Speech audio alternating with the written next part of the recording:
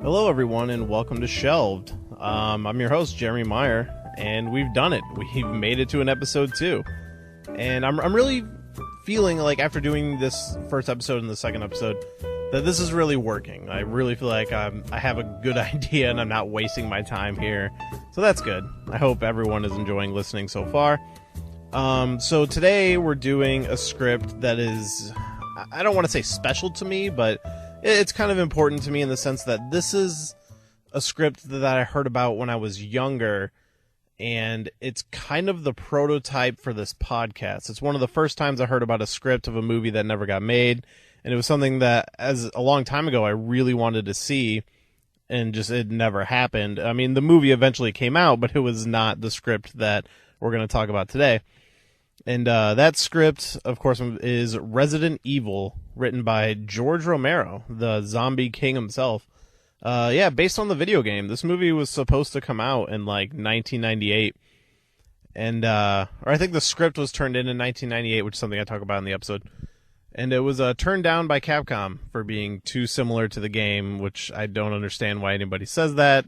Or why would that be a complaint? Isn't the point of adapting something is you're trying to adapt what it's about? Because we all know the Resident Evil movie that came out has nothing to do with the video game. So, but yeah, this was one that was interesting to me. It was one I remember hearing about a long time ago in my early days of discovering the internet. I loved reading about story. I was the type of kid that when I bought a video game, I would sit there and read all of the story stuff that was in the booklet that came in the case, which a lot of kids nowadays probably don't even know what that is because no games come with that anymore.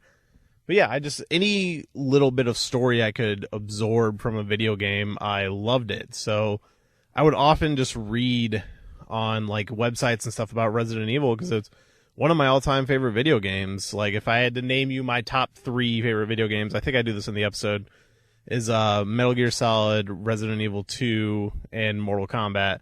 Not in that order because Mortal Kombat is higher. But yeah, so this was one that I heard about a long time ago. I even saw a fake poster treatment that was just some eyes in the woods and stuff. And I never found the script a long time ago, but there was definitely snippets of it out there, or descriptions of what was in the script. And it was years later that I finally found it and then rediscovered it for this podcast, because I think this is a really good script to look at. It's interesting because George Romero, everybody knows, is the king of the zombie movies, made Night of the Living Dead, Dawn of the Dead, Day of the Dead, and then all those other sequels we try to forget. And this is very reminiscent of those movies, and he would have been the perfect guy to approach in the late 90s for a Resident Evil movie. I think he actually even went on to do a Resident Evil 2 trailer for the video game that was live action and had zombies and characters from the games. You can probably find it on YouTube. But yeah, so I sat down with a buddy of mine, Vinny, who he's a coworker, but he is our resident horror fan. Me and him, we both love horror movies, and he was kind of the perfect person to approach with this script. And he's going to appear, again, we talk about it in the episode. There's another script he already has, but there's a few movies that he's kind of the perfect person to talk to. But I really enjoyed this episode. It was nice to sit down and talk to him. I wish we went a little more into the script of I guess laying it out. I'm still kind of figuring it out in these early episodes. I guess we should more often run down the script and what it is and the plot and everything. We definitely talk about a lot of it, but we could have went more in depth. I hope people, when I post the mid episodes that tell you what the script is, I hope that people go out and find it and read it, and I'm trying to put together a website so that'll all be easy for everyone to access, but it's nicer when somebody can follow along. But, yeah, it is what it is. We're still figuring it out. But, I really enjoy this episode. I hope you guys also enjoy this episode. This was a fun one to do. I look forward to doing more with Vinny. I already have the next one lined up that I think is going to be a lot of fun. And I hope you guys enjoy listening and keep coming back. So we're going to talk about Resident Evil by... sorry, dropping my recorder here. We're going to talk about Resident Evil done by George A. Romero.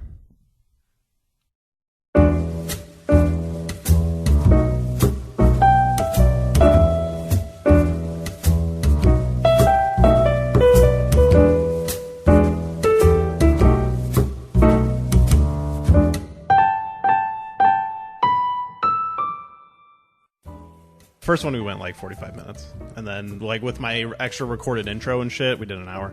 So nice. at the end, I'll do on the first episode I did like a separately recorded outro, but I think from now on I'm just going to do it together. So if you want to like pimp your Twitter or Cryptic Closet or anything, yeah, hell yeah. All right, but you were the perfect person to choose for this one because you're probably the biggest horror fan in the office. Yeah, I can say I genuinely enjoyed it. I don't know if it's just me, but I feel like the script that George Romero did kind of had like a more horror feel to it. You know, I almost feel like I have to go back and rewatch the other movies.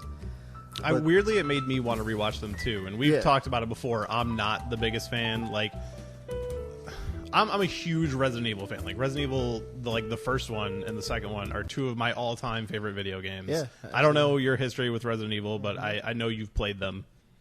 Absolutely. I think, you know, I was one of those people who I got the PlayStation a little late. Yeah, me too. So when I did get it, the first time I played it was at my uncle's, and it was Resident Evil 2 that kind of got me. Yeah, sucked the in. second one was the first one I played too. Right. Yeah, and then just back when it came out, it was just so much different than anything else. You know, anything else. That's why I feel like when the movie was going to come out and they were going to make it, I was really excited to see if they were really going to kind of keep that feel where it didn't feel like a normal horror movie. You know, even though it was a game, and just my opinion, I feel like if I would envision what I thought the movie would be like, it'd be closer to what this script was. Exactly. And the script was actually turned down by Capcom because they felt it was too similar to the game, which to me is ridiculous. Why are you making a video game movie? This is the problem I have with every video game movie that comes out. I can name three that I think are legitimately amazing, and that's the first Mortal Kombat, Silent Hill, and I throw Prince of Persia on there because it was fairly faithful. It's not like an amazing movie, but I really like that one. Super Mario was really great too. Oh yeah, that one, they fucking nailed it. But yeah, I mean, Resident Evil, I was super excited when the movie came out, and it was I didn't see it until it came out on like VHS back in the day, because I think it came out in 2001 was when the first one came out. Yeah. And a friend of mine saw it in theaters, and he liked it, so he was like pimping it up to me and like getting really excited about it. And so like when I finally watched it, I was just like, what is this? Like, this is not Resident Evil.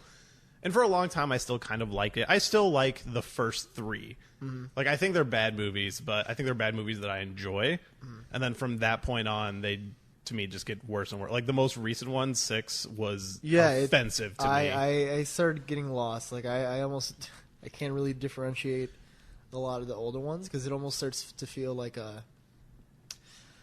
I mean, 4, 5, and 6 feel like almost the same movie because they're all a mess. I don't know what it is. It's kind of hard to kind of touch pulse as to like what I'm trying to say, but the newer ones just didn't have that horror vibe. No, I mean, the first one and the third one to me are the only two that feel like horror movies, whereas the second, fourth, fifth, and sixth all feel like straight up action films. Right. And I think even in the first one, there's like plenty of Matrix ripoffs where she's like jumping off the walls and stuff.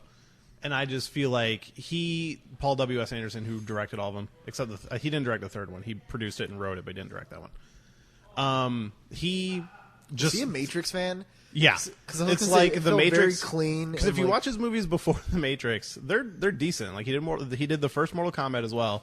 He did Soldier, which is a movie that came out in I think '98. Is that the one with Goldberg? No, it's with Kurt Russell, and it technically takes place in the Blade Runner universe, which I don't think people know that, and I think it's a great movie. But then, the Matrix came out, and all of his movies just like he wanted to make the Matrix. Yeah, and you kind of get that vibe, and that's the thing. It's kind of almost disappointing. Like, I'll go to the newest trailer for the newest movie coming out. Yeah. And I will say, I think when I look back on the last two, this one's caught my attention the most. But I almost feel like it's too late to kind of go back. You know what I mean? And it's the last one, and they're just kind of squeezing it out. Like, it's probably going to be terrible, but I'm still going to see it because I'm a huge Resident Evil fan. Yeah. But I don't know if you've seen the CG movies. There's two of them. There's Degeneration and Damnation. I did not. I've heard of them and I've seen them, but Degeneration is pretty boring. Like, it's not bad, it's just boring. Like, nothing happens. But Damnation is the best Resident Evil movie. I own it. I'll bring in the Blu-ray. I'll let you borrow it. But, like, this movie... So this was done... I think the script was turned in 1998. Because I think the first game came out, like, around that time. I know it takes place in 98, but I'm pretty sure it came out, like, a few years before. So they asked Romero to make the script, and he turned in this, which it's a little too faithful. Like, I understand what they're saying, because, like, literally reading it, parts of it feel like a video game. Right. Because he includes the things like the giant plant and the giant snake and, you know, the tyrant and all that stuff. And some of it's really great. Like, the tyrants, all that stuff, that's all done really well. But literally the snake and the plant battle happened, like, back to back. And as I'm reading this, I'm like, this feels like a video game. Yeah. No, it definitely had that, but I feel like, I don't know. I imagine that these kind of scripts go through constant filters where one person gets past the script, they take a look at it, kind of change things, and keeps going to the point where when it's finally set in stone, it's just a completely different movie. And I feel like, I mean... when I was reading this, I was trying to play it out in my head to the best of my ability. You know, I was trying to envision Is this the first time you've read a script? Yeah. So I was, it's still kind of new to me, but And this one is, like, as I was reading it, it's kind of hard to follow because, like, when you get your headlines, like, interior, hallway, blah, blah, blah, he seems to have a very specific map of this mansion in his head, and you're trying to follow it, and it's getting kind of confusing. The best thing to do is this is kind of a first one to read as a hard one to read as your first script. Right. I will say that. So I definitely had to go back and reread some parts. Yeah, and there were definitely some parts where I'm like, wait a minute, where am I again? And I'd kind of go up a few paragraphs and try to. It's a little difficult, and a lot of scripts aren't really like that. Like some of the other ones I've read, like me and Zis read the one for Batman, and that one's all pretty easy to follow because it's very vague. This one is really particular about the environments and stuff like that, and it gets a little confusing. But just to bring it back to the beginning and compare it to the game, first of all of your characters are there. Mm-hmm. You got all of your main characters, your Chris, Jill, Wesker, and then even, like, the team members. But it's a little different. Like, they're not part of the police force like they were in the games. They're kind of like a mercenary group, and Chris isn't part of them. Right. And you kind of sense that tension between Wesker and Chris. Yeah. Whereas, they don't like each other. Whereas in the game, they're all buddies. They've all, like, veterans together, basically. Mm-hmm. And in this, Chris is just kind of out of that. And the mansion they get stuck in, he knows it because they played there as kids or whatever. And I mean, I'll take it. It's a little different. It's fine, I think, the change. Like, I don't think he needs to be part of the team, but it is kind of weird. Oh, and they make him Indian. I don't know if you caught on to that. They, like... I did not. I'm pretty sure they throw a slur his way where they call him a Mohawk or something like that. I did read that. I wasn't sure if it was like that's the way he looked, or if that was in the very beginning, they say he is of Indian descent, and that's why he's watching the Hawks, and, like, in the very beginning, which is very forgettable by the end, because it really doesn't matter to the story at all. Add up to the end. But, no, it is a weird kind of twist to put onto it. But, it wasn't something that really bugged me, No, I mean, that's a minor character change. It's like, I don't understand why you did it, but it's something I'm willing to go along with. Right. I mean, it makes sense, too, when you start looking towards the end, and you start reading the end, why they're more of, like, a mercenary team than working for, Umbrella. Yeah, I'm still in a stoner moment.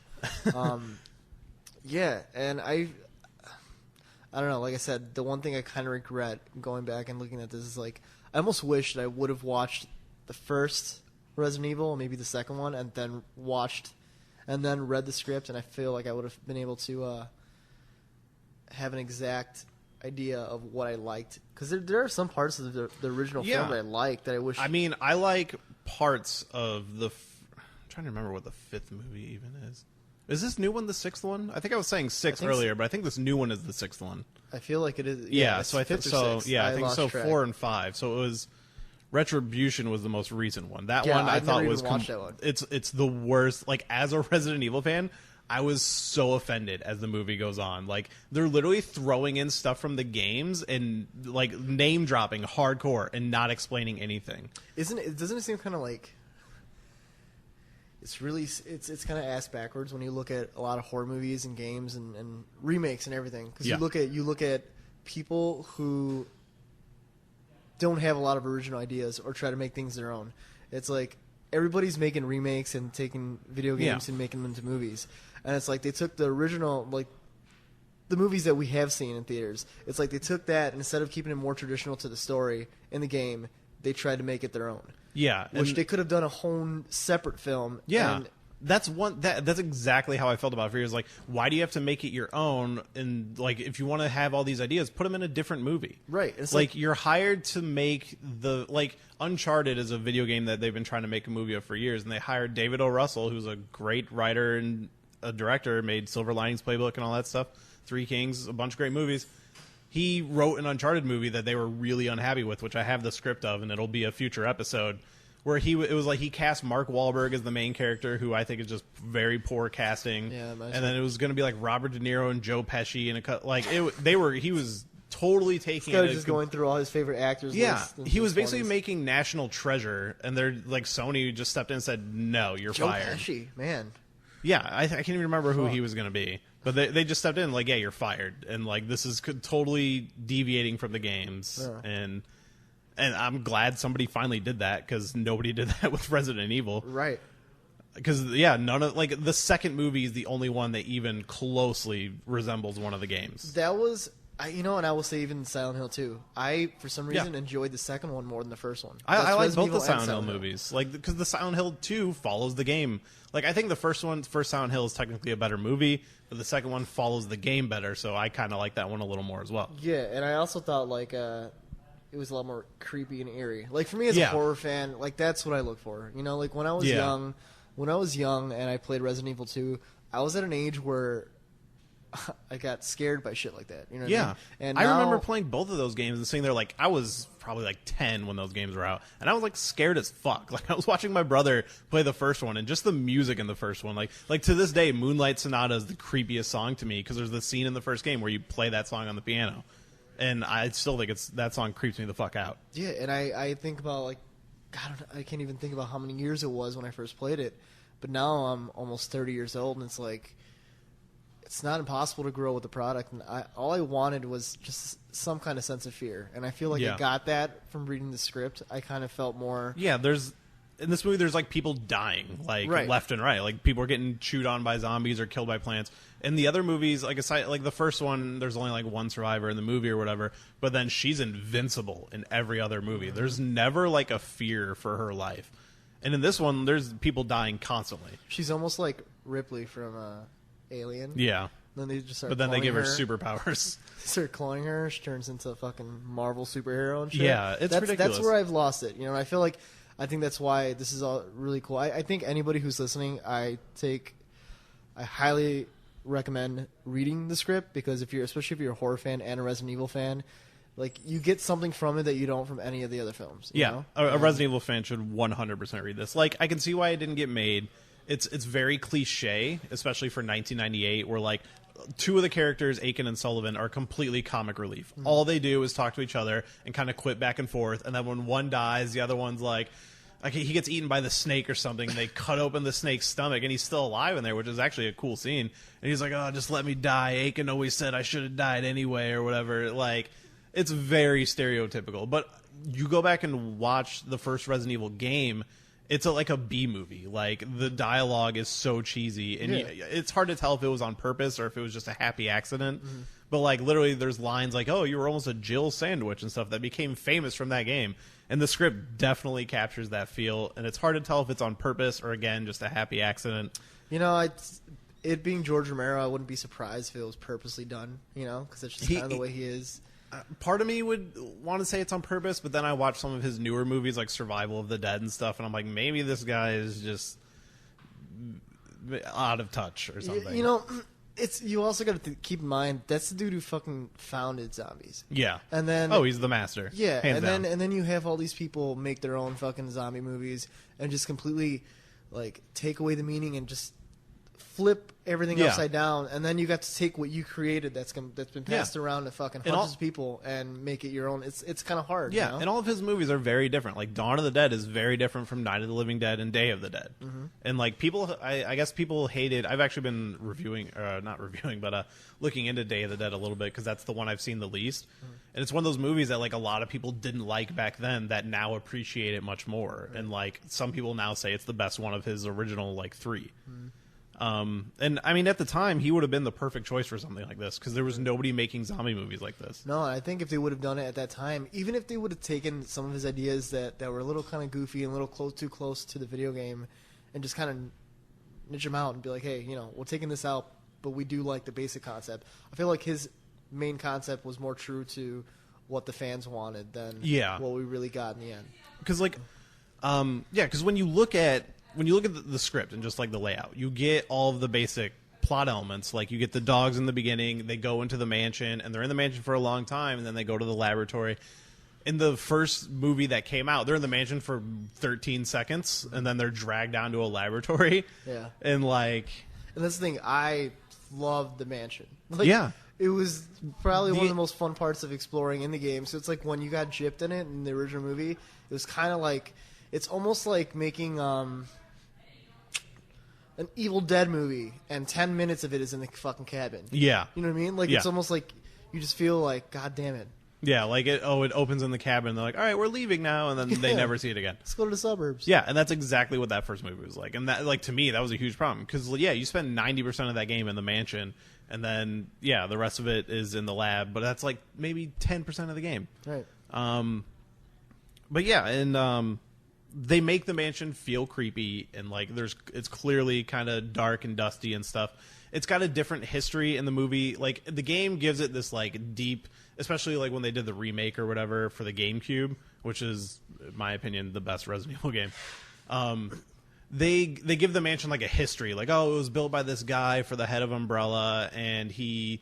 Like, the guy who wanted it built was super fucking crazy, so they had all these traps and shit built into it, which this movie features traps, like... Oh, yeah, no, for sure. Out the ass, like, kind of ridiculous. That's probably why I was a little bit confused, because I didn't play the GameCube version, so I didn't know about the full backstory. There's, like, some of it in the PlayStation version, but in the GameCube version, they add this whole subplot of, like, the guy who built the mansion, they, like, kidnapped his family and experimented on him, and you end up fighting his daughter as, like, a boss. She's, like, this... crazy unkillable monster, and you like eventually convince her to kill herself. I can't remember what it is, but they add a lot more into it in the game. And this movie, and something that the Paul W.S. Anderson movies really fuck up, in my opinion, is Umbrella in general. Like, Umbrella is this corporation, they're out in the public light, and they're like a pharmaceutical company, and then behind the scenes they're funding military and research and all this stuff, and that's how it is in the games. But in the games, it was never like a secret. Like, after they blow up Raccoon City in Resident Evil 3... It's kind of out in the open. Yeah, it's out in the open. Like, Resident Evil 4 starts with, like, oh, yeah, this happened. Their company went bankrupt because everybody found out all the fucking illicit shit they were doing. And then in the movies that are out now, it's all about, like, ooh, Umbrella's secret, and they're, like, still doing their experiments. But, like, it doesn't make any sense, because in the movies now, the world is fucking ended. It's an apocalypse. Why do they care about trying to kill survivors? What, at this point, finding all this shit, it's stupid. Yeah, that's the reason why I think I'm so, like, detached from this current Resident Evil series. Like, I almost wish...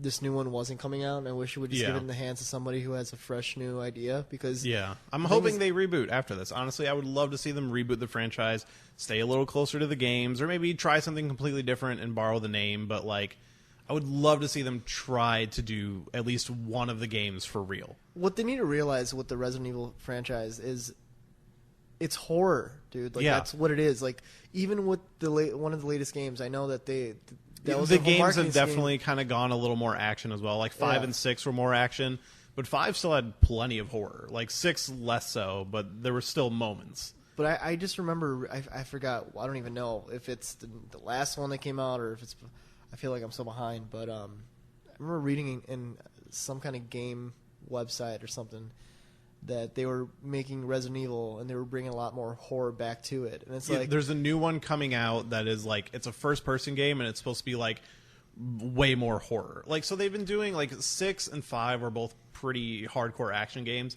They did do like a spin-off series called Resident Evil Revelations. And honestly, if you haven't played a Resident Evil game for a while, Resident Evil Revelations 2, which came out like last year, I think, is probably the best Resident Evil game they've made since 4. So I would highly recommend that one. Any Resident Evil fan. It stars Claire and Barry. So they bring back some characters and they introduce like Barry's daughter and some other stuff. It's great. I played through it last year and I loved it. I'm going to play through it again. That one I would actually recommend. 6 was a real mixed bag. Everybody hated 6. 6 I kind of liked it. A multiplayer or co-op. 5 was the first one that you could do co-op, but you could do co-op in 6 as well. And 6 had 3 different campaigns, and there was just some really weird gameplay shit they fucked with that like made it kind of weird, hard to play. Like it was really easy to get confused, and like some of the action wasn't that great, and the story was really not that great. Like it feels very standalone. It doesn't carry on the story that much. But like I still like 6. But they are putting a new one out like January or February, like really early next year. It's Resident Evil 7, and they put out a demo, and it's all first person. It's like they're kind of completely starting fresh with the story.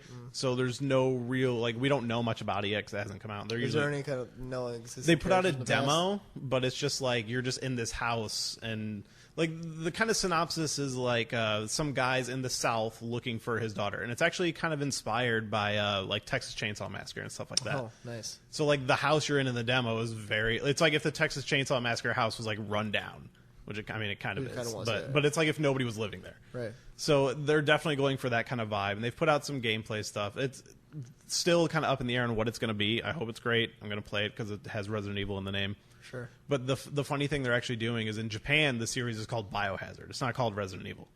So in America, they're calling it Resident Evil 7 Biohazard, and in Japan, they're calling it Biohazard 7 Resident Evil.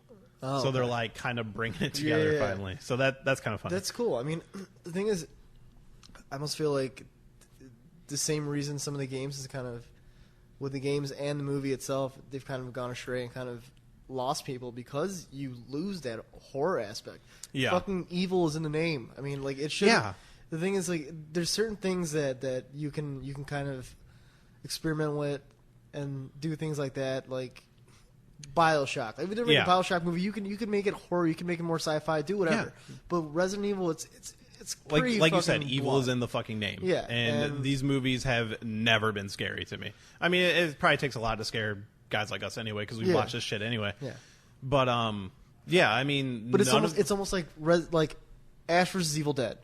Yeah. If Sam Raimi would have did this whole TV show and took it from a nothing but a total different approach and didn't have like that whole horror feel or that kind of campy, like goofy, pun one-liner shit with Bruce Campbell, like, people would be like, what the fuck is this? Like, I get it. We're in 2016. You got to step it up. You got to do new things because we're in an era where people are so easily, I guess, bored. Yeah. You got to kind of have to do new things to kind of make people pay attention. But it's like, with certain things, when you're making a movie for Resident Evil, what you have to realize is you don't have to think about ways to get people to want to watch it. It has a fucking fan base. Yeah. It has an people are going to see base. Those Resident Evil movies have all made upwards of $150 million each. Like, they do really well at the box office, which is why there's been so many of them. Yeah, and they make them for like $30 million or something. So they're all hugely profitable. And I mean, I don't know, man. I just can't really. I'm trying to think of the best way to put it. But when I watch these Resident Evil movies, it doesn't feel like a Resident Evil movie. Like, if you would have given it a whole different name, and you would never even know. Buttfuck Island Part 1 through 7. Like, I would have been like, oh, this is Buttfuck Island. Hell yeah, like, this is cool. I'd watch this. But when you put Resident Evil, it's like, god damn, like, it's almost two different, completely. Like, like, you can't just put a zombie in it and call it Resident Evil and expect people to relate to it. Yeah, I feel like I get lost in it. Like, even Ash vs. Evil Dead, like you were talking about, that show's predominantly a comedy, but when they want to turn on the horror, they do it really well. Like, the last 2 episodes of the first season, there was a lot of fucking freaky shit in that episode. Those, like, little kids and shit. Like, you have to fucking pull that in if you're trying to make a horror story. And, like, I listen to the DVD I don't know if you ever listen to DVD commentaries. I would highly recommend listening to the commentaries for at least the first 3 Resident Evil movies. For one, they're hilarious because it's like the first one is the director and then Mila Jovovich and Michelle Rodriguez, and I think the producer Jeremy Bolt. I think he's in most of them.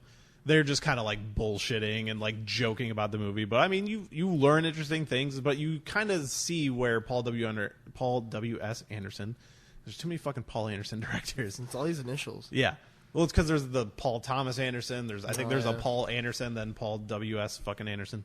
I would love to have a conversation with this guy because he just doesn't get it. Like, I would put so much money on the table just be like, let me talk to this guy. Like, seriously. Like, it's fucking private conversation, never has seen the light of day, just so I can be like, what the fuck are you thinking with these movies? I feel like the first, when they were looking for a director or somebody to write that movie, the first question they should have asked is, have you played the games? Because I feel like that's one thing they skip. But he made the most successful video game movie at the time, which was the first Mortal Kombat movie. I mean, I think Tomb Raider for a long time was the most successful. I think they came out around the same year. Isn't it kind of like, from kind of going off on a side note, but what you just said, the first video game adaptation movie that he made was Mortal Kombat. Yeah, and it was great. I feel like that was movie. way harder to make into a movie than Resident Evil because there's less story in a fighting game than there is in a fucking there's single no fucking player. health bars in the movie. You have to really make the movie a movie, and that he movie did was it. Great, and it was awesome. Yeah. So it's like when you have like a game like Resident Evil, which is basically all like story, a fucking movie. It's a movie. You just gotta take out some of the cheeky shit, some of the fucking corny jokes, and make it a horror movie. Like, it's so much easier to do that when you have that full layout, Yeah. And it's crazy because, like, exactly, I didn't even know that the guy who did Resident Evil did Mortal Kombat. But looking back on it, it blows your fucking mind when you because like, how does he go from that to that? And he also did Event Horizon, which is another horror movie. Oh yeah, I've seen that. Which is decent. We watched it here at the office not too long ago. Getting back to the script. Yeah, what I was talking about before is like there is a heavy emphasis on these secret guys in Washington. Like, they keep popping up throughout the script, and it's just like Resident Evil was never that. Like, in the first game, it was like, ooh, keep it a secret, blah blah blah. But in the second game, it's like, oh, a whole city just got we fucking fucking wiped know what's out. going on. Yeah, and then by Resident Evil 3, the military is bombing the city. It's not Umbrella like it was in the movie. It was the fucking army. Like, the president's like, hey, blow up that shit because this is out of control, and then Umbrella goes under. And yeah, that's one thing. I mean, I guess in the first one it would be okay, but like going on, that's just something that never happened in the games. Yeah, it's almost like I'm trying to think of a good way to kind of put it like that. It's like it's almost like taking a horror movie or taking any movie with a killer who nobody knows who it is, unmasking the killer, and then putting the mask back on. The next movie is like, who is it? It's like, dude, we've established that. Let's Only get past Scream that. can do that. Yeah, Scream. Yeah, absolutely. But it's like, I don't know. I even think with like the Hunters and the Tyrant, like they almost were built to be a lot more intimidating in this script than I would have imagined them being in the series now. And fucking, if you put them in the movie now, somebody would jump kick one in the face and break its neck. But in this, in the game, like when the Hunters first appear, because I think in the game it's like you go from the mansion to like this little outhouse place, and then you come back and the Hunters are there, and like you hear their footsteps as they're walking around. And even in the script they talk about you hear their footsteps and their metal claws, and they sound fucking scary. And when I was reading that, I couldn't help but like just imagine Aliens. You know, like in that movie where you're watching and you just feel the intensity. You don't see anything, but you just feel the tension. And to get that, like, that's what I think any fucking Resident Evil fan wants. They just want that feeling, because that's how you felt when you had the lights off and you were playing and you're walking up to a door that you knew that there were walkers on the other end, And I mean, I guess that's kind of the struggle with a Resident Evil movie, because it's not just zombies. There's like all these other kind of crazy monsters. Realistically, don't you think if I almost feel like the series that's going on now, the Resident Evil, is so cartoonish that, like, I mean, they'll cram them in if they have. I'm surprised they haven't crammed in Hunters, actually. That's literally one of the only... wouldn't they look like Croc from fucking Spider-Man? Yeah, they kind of would. I feel like they would look very... Yeah, they look like the lizard. Yeah, because, I mean, they're supposed to be, like, more gorilla-shaped. But, like, literally in the movies, he crams in the most random fucking monsters that nobody cares. Like the Axeman from fucking Resident Evil 5. Like, who cares about that shit? Yeah, they... Yeah, and that's another thing I was going to talk about earlier with the last Resident Evil movie. Is like in Resident Evil 4, it wasn't the T virus anymore. It was these parasites called Las Plagas. And in the movie, Michelle Rodriguez injects something into her neck, and the Leon Kennedy actor says, it's the Las Plagas. And they never fucking tell you what that is. It's put in there only for fans. If anybody didn't fucking play every Resident Evil game, they wouldn't know what that is. And at that point, I was just so angry. Like, you know, I feel like it makes me want to watch the last one, but it's a fucking train wreck. Again, it's like I've been avoiding that purposely not to watch it, you know? And I was watching some clips of it on YouTube recently just because, like, something got brought up about it recently and I wanted to refresh. So I kind of pulled up a clip on YouTube and it's fucking worse than I remember. Yeah, and it's like... There's like so many clones in the movie too. Like they literally bring back like the whole team from the first movie as clones, and it's just like, what the fuck?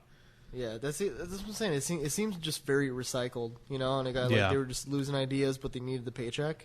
And at this point, if the world is fucking overrun with zombies and you can make clones, why aren't you just cloning an army to take back the world? And like, who cares what the fuck anybody else is doing? If you take back the world with a clone army, you own everybody in the world. Right, so. right. And you know, but. Of course, most fucking movies have big whole plots like that, but it's just like I've been lost with that series in general, and it's almost like a bittersweet reading this script because like at the end of it's almost like a bummer that it didn't get made, even though it was kind of cheesy. What fucking horror movie isn't? Yeah, you know? and it definitely falls in line with the movies he had done before. Like Day of the Dead is a pretty fucking cheesy movie, but it's also fucking scary. Like I remember the first time I watched Day of the Dead and it freaked me out. But then, yeah, you got these, like, a zombie fucking saluting and shit. But isn't it crazy, like, to think that they never even introduced hunters in, like, the series now? Yeah, there's a lot of they were such a big part of this script. Yeah. You know? Like, once it hits, like, the third act, they're everywhere. Yeah. Like, there's a whole scene where they're stuck in a hallway and they're just coming at them. And they're like... but apparently they change them a little bit where they add like metal plates in their heads, like when they're born. Because at first they thought it was just like a fucking lizard, and they shot it. And they're like, "Is that a metal skull?" Or whatever? Yeah, so they start taking out the limbs. Like that's where they're weak, which is interesting. Like it adds a little fucking depth to them. And what's nice is like every monster that gets introduced gets at least one kill. Like the hunters kill somebody, the snake kills somebody, like the plant kills somebody. somebody. Like you got to get your fucking finisher in. You got to put you over. Yeah, but it makes them feel threatening. Like has a zombie dog, and I guess the zombie dog in Resident Evil did kill somebody. But they introduce a lot of monsters in the movies that have never fucking done anything. They're just there to be part of the game, and then just to kind of sort of please. Yeah, like, oh, hey, remember this from the game? Here it is in the movie. Hey, we're going to give you 4 seconds of that in the commercial so you can think that you're really getting what's true to the game. I remember when I saw the commercial for the fourth movie, and I was like, oh, man, this looks fucking dope. Like, those other ones kind of suck, but maybe this one will be great. And it was just a fucking shit show. And that was the first 3D one, so it's a lot of throw stuff at the screen. I hate that. I hate when they make a movie for 3D instead of just making the movie 3D. Yeah. You know, like, I don't need the shit to pop out. Yeah. Like Doctor Strange. Yeah. So good. Yeah. 3D, but it wasn't like one of those things where you just keep seeing them throw stuff at the screen, you know? Like I saw Prometheus in 3D, and that was fucking awesome because it's very subtle. Like, there's a lot of scenes where they're walking through caves and stuff, and just, like, the depth of the cave was in your eyes. And, like, this movie, it's just like, here's some shurikens coming at your face because that's what we need in our zombie movie. Yeah. And, This script straight up has a fucking guy in a dark mansion and laboratory wearing sunglasses, which is exactly what it should have been. Yeah.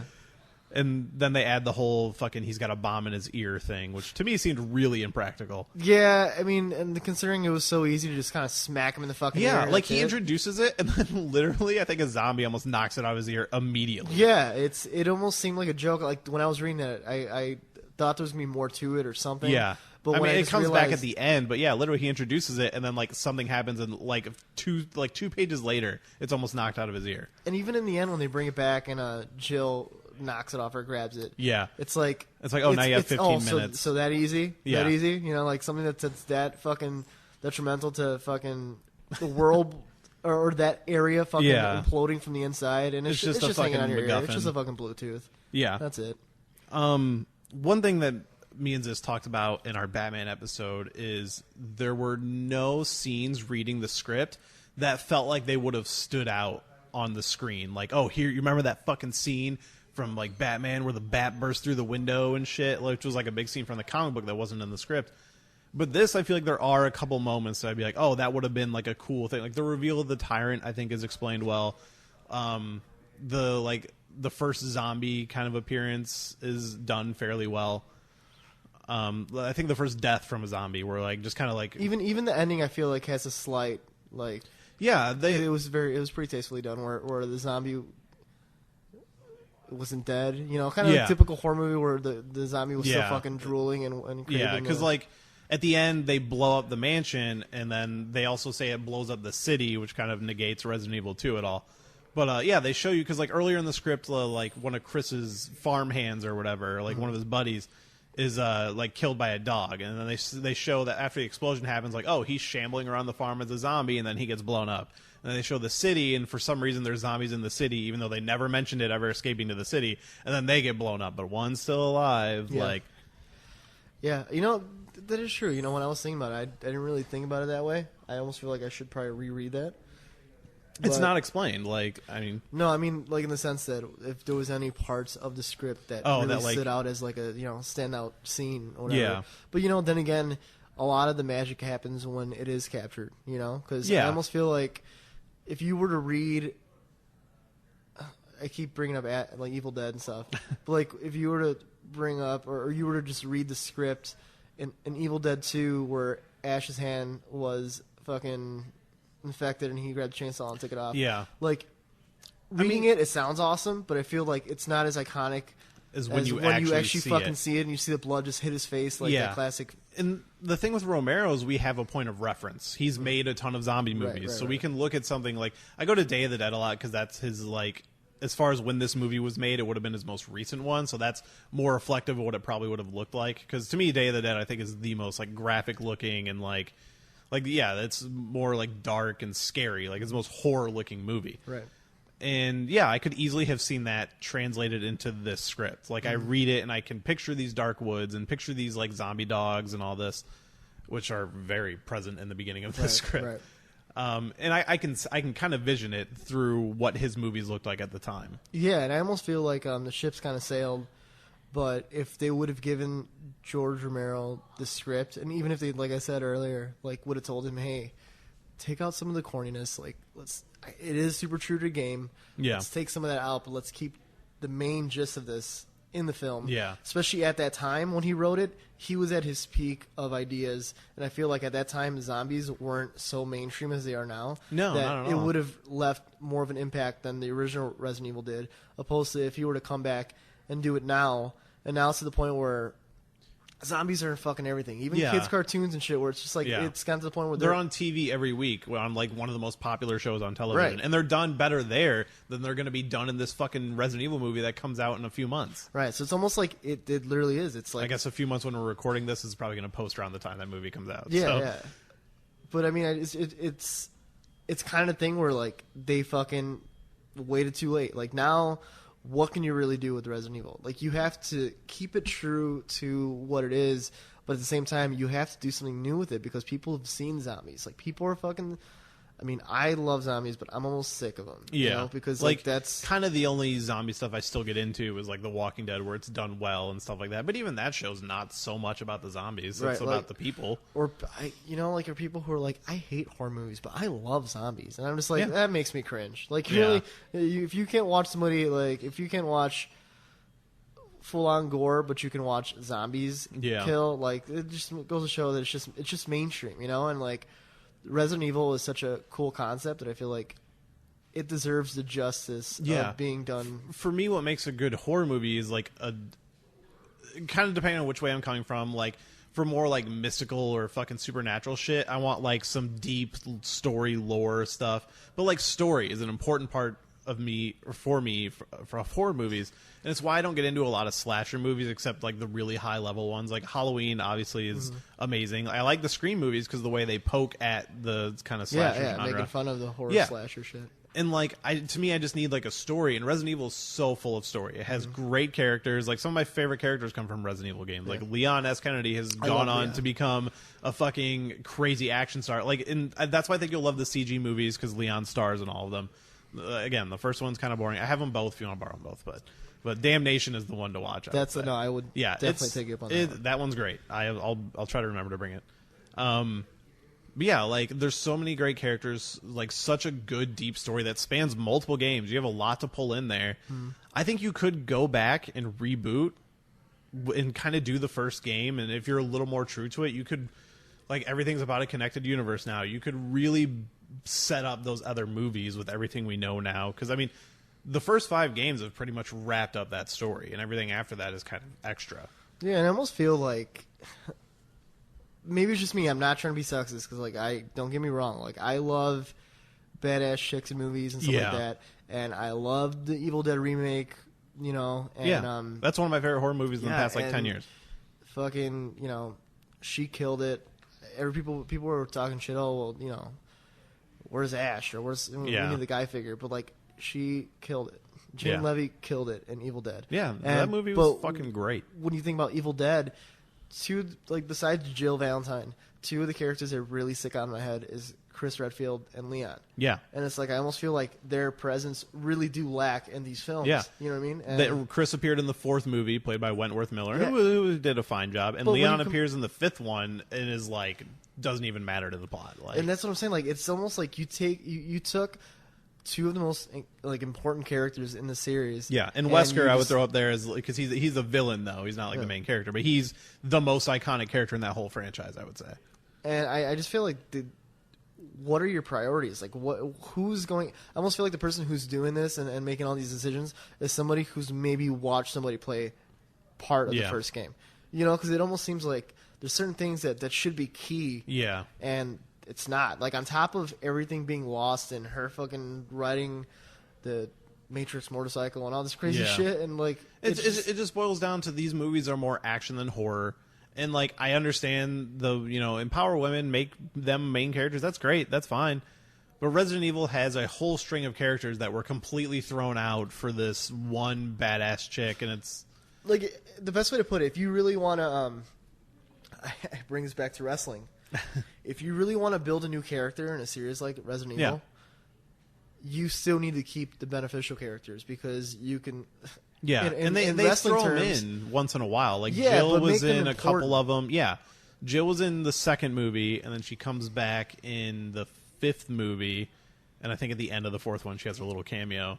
And all the game characters are there to either be killed like they are in the games or not. Like Barry, they put him in the 5th movie and he dies. Barry has never died in the series. And like, I don't know, they pick some of the most random actors to play them, and I mean... Jill was kind of the only one that got her due diligence, and like they kind of recreated Resident Evil 2 and 3 with the 2nd movie, and that's why I kind of like that one the most because it's the one that's the most like the games. Even though that one is a straight up action movie, like that she's running down the side of a building for Christ's sake. And they included the Nemesis, which is one of the most... that was one of my favorite characters. Like just the way he looked and and they made him look good in the movie. Yeah. I was actually looking on eBay; they're selling like a bust of the head for like $200. But I'm sure it looks cool, right? But it's all white; it's not painted or anything. But it's still pretty cool. Yeah, it'd be like having a statue of it on like a pillar. Then I'd be lazy if I had to fucking like paint it. Yeah, but no, I think it was one they used for the movies though. The way I view it is like you can't take away Leon and Chris. Like, build them up to be fucking characters that are... I don't know. I feel like they lost their meaning in the series of the movies. Yeah. And if you're going to bring a new character and make her the head of it... Which Jill, she's a main character in this movie, but along with Chris. And they have Rebecca. They have literally every named character from that first game is in the movie. Yeah, like but not... Or in the script, I should say. I feel like their importance in the game was completely ignored in these movies. Yeah. And I feel like if you're going to build a new character and make her the fucking center, again, wrestling terms, use the main characters of the fucking game to, quote-unquote, get her over. Yeah. You know what I mean? Like, you got to make these characters seem important. Otherwise, what the fuck are you making? Yeah, and when you take a look at Resident Evil Apocalypse, when they bring in Jill, there's a big chunk of the movie where they're separated. Like... They don't really interact together until like the end of the movie, or they kind of meet up and then they split up to go do 2 different things. Like, oh, we're going to go to the school and find this girl, and then we're going to do whatever over here. And they're just badass on their own. Like, they don't really cooperate or help each other that much. Right.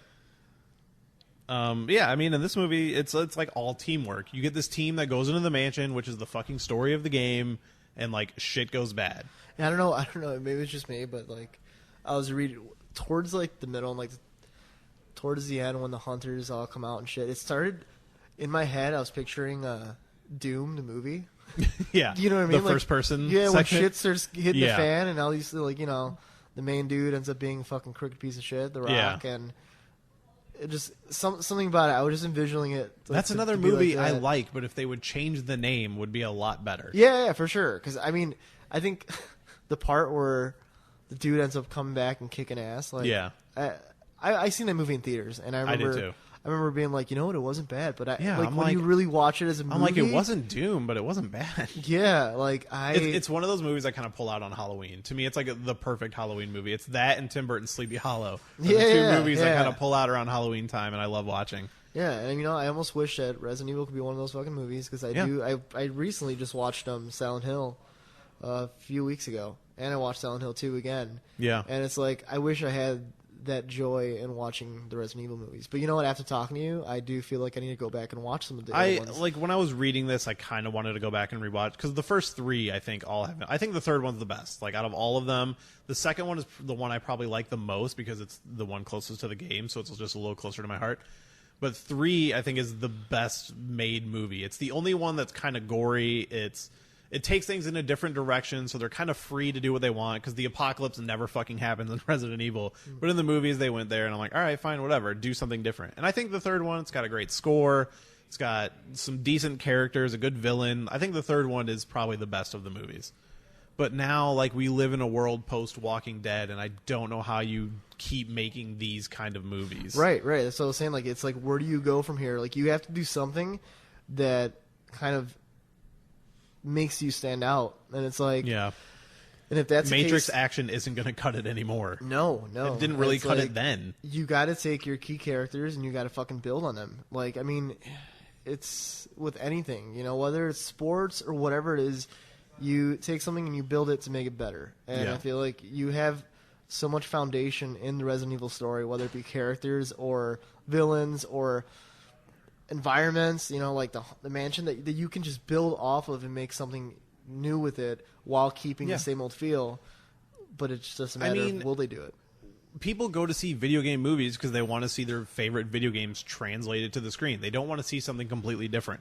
George Romero wrote something that was very close but still a little different. I think change it up a little bit. Like, it's really campy in the dialogue sometimes. Like, tone it down a little bit. Mm-hmm. But I think this could have been a great fucking movie. Yeah. No, I feel like this had, like, if you were to take the skeleton of this fucking movie and add more to it, it would have been a lot more successful. And because he's got all the elements. Like, maybe take out the fucking plant, take out the snake, or keep one of them. Right. But you got the zombies and the hunters and the dogs. There's tons of fucking monsters in here that are here messing dudes up.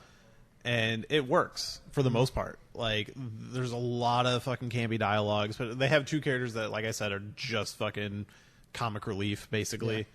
But even that, I'm okay with a little bit. Like, it doesn't have to be completely serious all the time. Yeah, I mean, and then that part where I think it was Wesker kind of puts him in place. It's like, no time to fucking joke. Yeah, shit like that, where it's like they acknowledge the fact that these characters are put in the story for that reason. But another thing, like I think you had mentioned earlier, the cool part about this script, regardless of all the little campy feelings and all the kind of corny shit here and there, it felt like a team. It felt like an actual team going into this fucking completely blindsided, not knowing what they're getting themselves into, and then being in it and being like, holy fuck, what are we going to do? And that's what it should have been, and that's what it was. I mean, it's a little cliche, but this was written in 1998. Cliches were fucking not as This was common. Groundbreaking for being in 1998, you know what I mean? Like, people were like, what the fuck? Like, this is... And it feels a little first drafty. Like, there's definitely some moments with Wesker in particular where he kind of, like, flip-flops a little bit on his intentions, and it's just kind of like, what is this guy doing? He seems way more of a dick in the end. But I feel like you could turn in this draft and then make a second one that could have been the perfect Resident Evil movie. Right. Like, just subtract a little, mix up a little, and you got it. Right. It's like almost taking a fucking song that's actually pretty good but still needs some adjustments, and then be like, you know what, I'm going to scrap it and make a whole new one. Chances are you're going to make a song that's not as good, that only needed a few adjustments, and instead you just came out with a brand new bag of shit, Yeah. And like, I'm not saying the Resident Evil is a bag of shit. I'm just saying that it's, when you look, it almost feels very lazy, And I don't know. And you're probably the biggest like Resident Evil fan that I know. So it's like, when you give your own review or interpretation of the movie, and you say, "Oh well, this one sucks," I take your word for sure. Like most people watch it for, enjoyment. You know, like you watch it because you're you're a full on fucking Resident Evil fan. Like, you know? I take in everything Resident Evil. I went as a zombie for Halloween one year, not because of zombie movies, but because of Resident Evil. Yeah, and that's the same thing with like. I have friends who come up to me, whether it's about Texas Chainsaw or like any kind of remakes, Nightmare on Elm Street. Yeah. Fucking when Ash vs. Evil Dead came out on the TV show the first season, people were like, "Did you like it? Did you like it?" I'm like, yeah, it's fucking awesome. Yeah, you're the one I would go to for Evil Dead stuff because you're like a huge Sam Raimi fan. Yeah, and it's like, you know, I don't know. It's weird because some of these movies, like when we brought up how many video game movies, excuse me, I can't talk, like were put into film. And the ball was completely dropped, you know. And it's I don't know if it's just a curse. I don't know if it's like a hard job to do, but so like Tomb Raider made a lot of money, and that was the highest grossing one until Prince of Persia came out, which then it wasn't like hugely successful, but it was successful, not like 250 million or something like that. But that movie had like a huge like $200 million budget, so it wasn't like that successful. This was Jake Gyllenhaal, right? Yeah. Yeah, which I like that movie because I think it's an okay action movie. I don't believe I ever seen it, but I do remember when I worked at Fantasy Costumes, we had an overstock of there was Prince of definitely Persia vests or some shit like that. It's all right. Like it sticks close enough to the games, and Alfred Molina is in there totally stealing the show as this weird fucking character. It's worth watching for him alone. But yeah, I mean there's. Like Max Payne was one I was super fucking excited for, and that movie turned into like the biggest piece of shit. And that is probably the game that is the most like a movie that should have been the easiest fucking thing to make because it's just like a hard-boiled revenge story. Like there's so many movies that already exist like that. Shit, if you want to watch a really good movie, if you want to pretend that this movie was the movie for Max Payne, you should watch the movie Death Sentence with Kevin Bacon. I feel like I've heard of it. It is fucking fantastic. I'm gonna look it up. It's a Lionsgate Films movie, and Kevin Bacon. It's the revenge film, and Kevin Bacon is like the ultimate badass. Like shaves his head, looks like I can't even explain it. Like when it comes down to it, you especially if you like revenge films, it's I love a together. good like shoot 'em up revenge movie. Yeah, and that's what Max Payne could have been. Because Max Payne, again, one of my all-time favorite video games. Like if I was gonna tell you my top 3 all-time favorite video games, it would be Metal Gear Solid, Max Payne, and Resident Evil 2 in that order. Yeah. So. You know what? If I can kind of rub a certain game that I think is kind of like our generation's Resident Evil now, The Evil Within was probably my favorite fucking horror game. Which I haven't played, but The Evil Within was actually made by the guy who directed Resident Evil 4, the game. Oh, really? So yeah, it actually has Resident Evil caliber like working on it. Like that's awesome. I think he did the story and like he the director of the game, like he came up with everything. Yeah, you can definitely tell. There's definitely like. And that's what I heard. It was very reminiscent of Resident Evil 4. To Resident Evil, but that's it. And that's another movie where like if somebody decides, it's another game where someone decides they want to make a movie out of it. There's so many. It's got to be horror, good story that it doesn't have to be completely fucking different. Like don't try to take the ball and run with it. Just stay true to it, and I think a lot more people would be happy. You know. Yeah. But it was really interesting to see George Romero's take on this movie because if there's anybody whose input you'd want to know and want to see, it's the guy who fucking created these monsters. Yeah, the one reality. that, and I mean, Resident Evil is very much taking inspiration from the Romero movies. Mm-hmm. Like you look at Night of the Living Dead and Resident Evil, they're trapped in a fucking house with zombies. Yeah. But yeah, I mean, is there anything else you want to say about the movie? I mean, overall, it's a hard script to read just because of the way he wrote it, but I think he had a lot of the elements there, and like one more pass could have really nailed this movie. No, absolutely. If there was a second draft of this, I would fucking read it in a heartbeat. Yeah, absolutely. And I think another thing that I think is really cool is that he tried to keep the characters. He tried to build the characters, not try to create his own. And I think that's important, especially when you're like your main characters are the main characters from the video game. Right.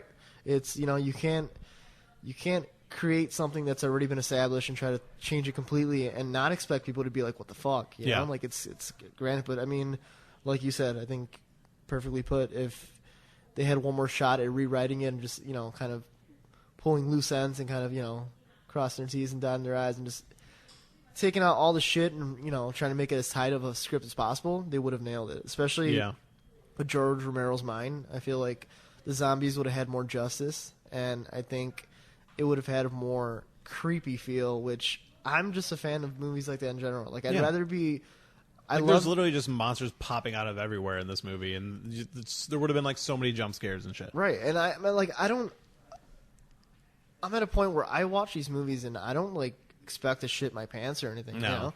But I can think of like one movie in the last 10 years that like legitimately made me feel like any kind of uncomfortable. And it wasn't because it was like scary. It was because it was The Babadook. I don't know if you've seen The Babadook. Yeah. But it wasn't because it was scary. It was because the relationship between the mom and the kid, it was very fucking tense. And I'm like, something bad's going to happen here. Like, is she going to hurt this fucking kid? Yeah. And it just made me really uncomfortable. But like, that's the only thing. I wasn't like scared. I was like, ooh, can't turn off the lights. But sometimes that uncomfortable feeling is just as like, I don't want to say satisfying because it makes you seem like a sadistic freak. Yeah. But it is. It's just satisfying. I mean, there's a reason people watch horror movies, and I don't get that feeling from the Resident Evil movies that exist. But this one, at the time, it probably would have been pretty fucking scary. Yeah, absolutely. And I think they would have had a lot more success with this, and it would have been a lot more. They would have had a lot more to bounce off of when it comes down to whether it be part 2, part 3, part 4. You know, I think they would have been able to run with it a little more. But on that note, I do know that we do have plans on another future podcast where we will be talking about The Crow, right? Yeah, Rob Zombie's The Crow. That's another one I'm super fucking stoked to read. I'm gonna start reading that one real soon. That one seems a little easier too to read. Is it? I don't know if you ever listened to him on the Nerdist podcast with Chris Hardwick. Him and Chris Hardwick are actually like really good friends. Yeah, he was in House of 1,000 Corpses too. And he's been on his podcast 3 times. He actually just had a new one come out, I assume, to promote 31. And on his second one I listened to, they talk about his screenwriting process. And he's just like, I don't know, it's not that hard. Just 2 pages a day. You're done in 50 days. And like, this the thing about Rob Zombie, it almost feels like, I don't know if this dude really puts a lot of effort into his things, because whenever he talks about it, he just makes it seem like it's so half-assed. Like, so easy. Like, even with 31, it's like, so how'd you write it? Like, people were really intrigued. Like, how'd you come about this idea? He's like, I just... People are afraid of clowns. Yeah, and it's like, you don't know if, like, is that dude just that fucking, like, talented that he can just fart out ideas and it's like, holy shit? Or is he getting to a point in his career where he's like... Just like, whatever sticks, whatever works. But the cool part is that this fucking script that you sent me for The Crow was written at a time where he was still a fucking starving director, where he was... I don't remember, was this, like, early 2000s or something like that? And it was, like... When right did his the first movie come out? Like, when did House of 1,000 Corpses come out? I want to say around 2000, 2001. Yeah, I think but the movie was made years before that. He was that's right. There was a whole... I think they talk about that on one of the Chris Hardwick podcasts. Mm-hmm. So I'd have to double check and look as far as like when it was filmed originally. Yeah. But I do know that Crow script was written at a time where he was really trying to get his name and trying to get his foot in the door as far as directing goes. So, he was really trying to fucking... Yeah, and I'm really excited to read that one because I don't really know anything about it. I just kind of stumbled upon that one. Did you watch, like, the original Crows? The Crow is one of my favorite movies, the first one. We watched it actually in the back. Brandon Lee is the Crow, dude. Like, that's why it's almost like it's heartbreaking for me to even watch anything past that because Brandon Lee has, like, pulls... Yeah. It's a close place in your heart when you watch him, you know? I mean, that was a movie I kind of stumbled upon, like, at my dad's. Like, a lot of my movie stories start like this. It was like a movie my dad just had on VHS, and I just, like, I would go there every other weekend because they were divorced, so I'd spend weekends at my dad's. And I would just, like, watch a bunch of movies there, and it's like, oh, what's this movie? And just throw it in. The Crow I probably watched, like, 1,000,000 times. Yeah, because it's like, even if you don't like horror, it's like a fucking, almost like a dark superhero movie, in like a weird, dark way. But yeah, on that note, I appreciate you having me on here. It was awesome. Is there anything I you'd highly like to recommend. Promote while we're here? Yeah, for those who are horror movie fans, I have a horror apparel line called The Cryptic Closet. You can follow us on Instagram or on Facebook. It's facebook.com/crypticcloset. We have a few new designs up. We have a Ghostbuster pin that we just posted up. That one's great. Instead of the ghosts, it's a picture of it's Patrick Swayze as the Ghostbusters logo. And a few other things. So feel free to check it out. Once again, it's facebook.com/crypticcloset, or you can go on Instagram. It's at the Cryptic Closet. Do you guys have a Twitter or just the Instagram right now? Just the Instagram right now. I'm kind of lost with Twitter. I almost feel like I should pay somebody to do Twitter, but it becomes a lot. I do Twitter for this show, which you can follow at Shelved Pod, at Shelved Podcast. Sorry, and then we also have our email shelvedpodcast@gmail.com if anybody wants to email the show. But I'm like trying to run the Shelved Twitter and mine at the same time, it's kind of like I'm like, oh, I should probably flip over and post something. It gets a little rough. Yeah, and then I'm sure it annoys people when you link all of them together and you send the post and it posts it the same thing in all of them. Yeah. Like I'm trying to do them separate right now, but it's like at the current time I don't have a lot to post. But once the episodes start going up, and I'm trying to do everything at once, and I'm also trying to like build anticipation, like, oh, here's what I'm reading script wise kind of stuff. It gets a little overwhelming. Yeah, it's baby steps. Yeah. You know, I just had fucking Danny Trejo post the picture. I saw that. That was fucking cool. Yeah, one of my pins, the Alkaline Trio, and it's the Alkaline Trio logo with Danny Trejo. Yeah, that was fucking awesome. I totally forgot to say something to you about that. Yeah. Yeah, so I saw that over the weekend.